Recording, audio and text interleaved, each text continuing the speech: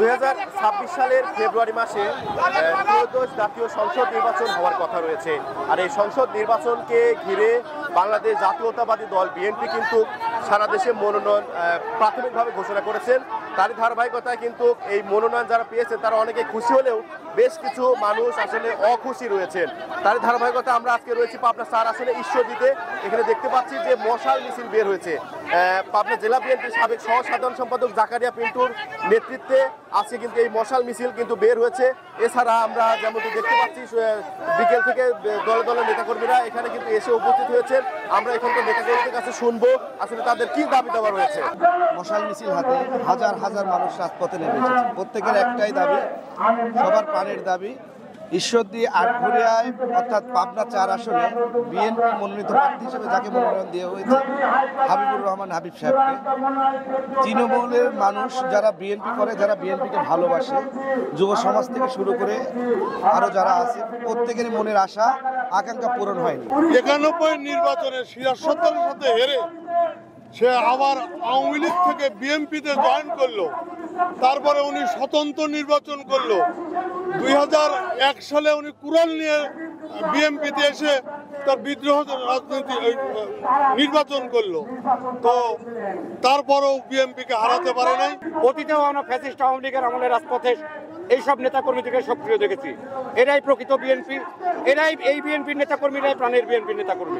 তার নমিনেশন যেদিন ডিক্লেয়ার হওয়ার পর থেকে তার পন্থী যেসব নেতা কর্মী তারা খুবই ডেসপারেট হয়ে গেছে। এটা দলের জন্য ক্ষতি হয়েছে।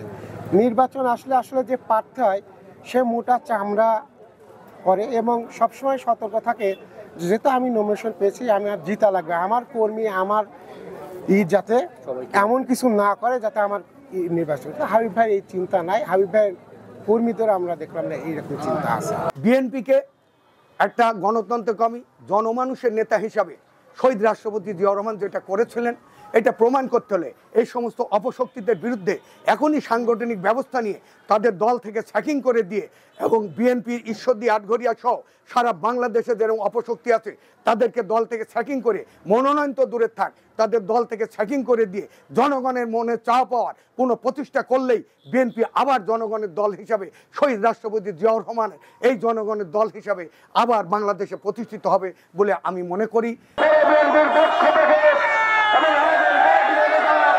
যে মশাল মিছিলটি হচ্ছে এখানে কিন্তু ঈশ্বরদী উপজেলার সর্বশীর্ষ যারা নেতাকর্মীরা রয়েছেন, যুব দল, ছাত্র দল, বিএনপি, কৃষক দল, সকল নেতাকর্মী কিন্তু উপস্থিত হয়ে কিন্তু আজকে অনেক বড় একটি মশাল মিছিল বের করেছেন।